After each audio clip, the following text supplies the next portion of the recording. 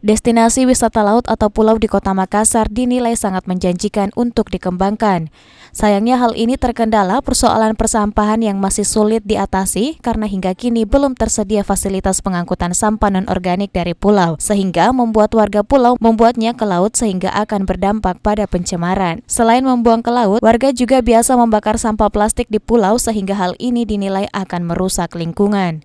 Lurah dan Camat Sangkarang yang ditemui di Pulau Kodingareng berharap dilakukan pengangkutan sampah sekali dalam seminggu untuk mendukung program peningkatan sektor wisata di Kota Makassar. Kita tahu memang persoalan sampah ini kan persoalan yang besar juga untuk di Kelurahan Kodingareng. Karena sampah ini kan selain juga ada sampah masyarakat, ada sampah kiriman juga, dan memang sampai sekarang memang belum ada solusi, namun tetap kami akan mengupayakan agar persampahan di sini ini bisa karena pulau ini adalah bisa kita bangun sebagai aerowisata.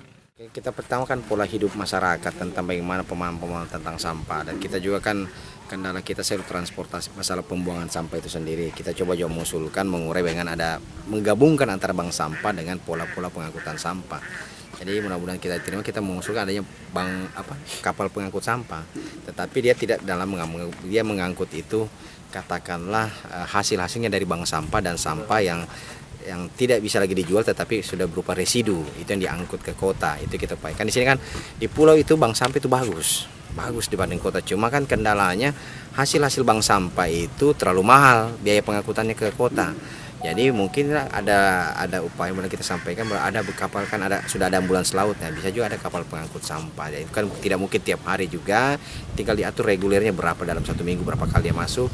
Saat ini pemerintah kota tengah berupaya mengusulkan pengangkut sampah ke pemerintah pusat karena untuk perahu pengangkut sampah memang membutuhkan biaya yang tidak sedikit. Ira, Fajar TV.